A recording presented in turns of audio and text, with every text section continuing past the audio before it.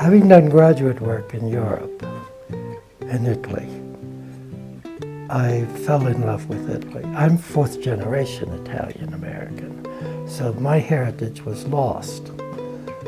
My parents didn't speak the language, they didn't have the culture, they knew nothing. But when I got over to Italy for graduate work, and I saw that culture, and I wanted it, and I wanted my heritage back.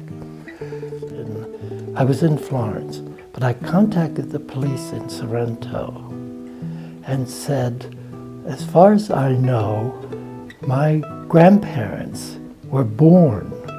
I never knew them. They died when I was young. But I said they were born in Sorrento, as far as I know. And I think I may have relatives still there. The police got back to me. They sent a letter back and said, we have found this woman who says she's your great aunt. She was your grandmother's sister. So on a school break, I went down to Sorrento, and she proved to be my great aunt. She was in her 80s. And I fell in love. It's a beautiful, beautiful place.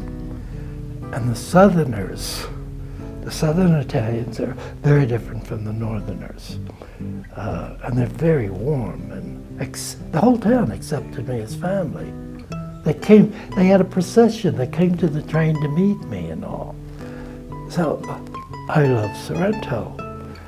And then I began, when we came out here to live, I began to go back to Italy on trips. And one of them I was in Sorrento, and I met a fellow, and we were talking. He worked for the mayor. And we were talking about our two cities, and how they might be the same and how they might be different. And they had some of the problems we had. Sorrento is beautiful like Santa Fe. It attracts very wealthy people who sometimes are to spend a month, buy expensive homes, spend a few months of the year, and they're not there, which sends prices, real estate up. So they had that same problem there that we have with the real estate. They had parking problems, particularly in the tourist season, the way we have. I don't know, they just seem to have a lot of our problems. They didn't have, we don't have the sea, and they're not in the mountains. But just jokingly, this was Antonino Fiorentino, just jokingly, I said to him, you know, we have so much in common, maybe we should be sister cities. And he said, let's go for it. So we came home, made the applications to International Sister Cities. That was it. That was 1992.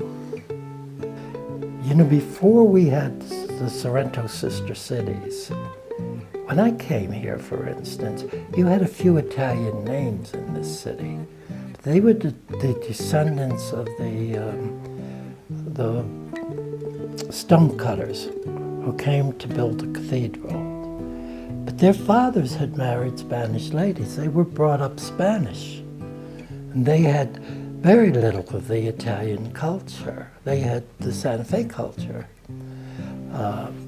So when I came here, it was like I was the only Italian American in town. But then when we got sister cities, non-Italians, anybody who'd ever been to Italy and loved it, wanted to be part of that sister city.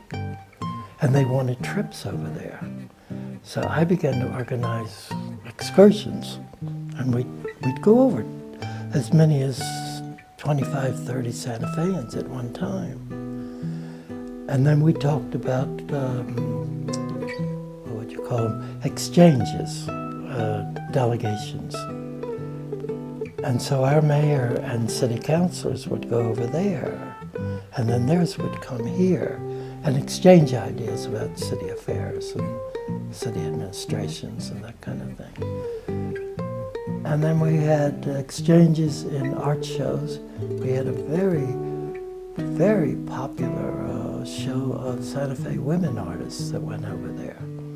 and showed in one of their most beautiful places, a cloister in the monastery of San Francisco.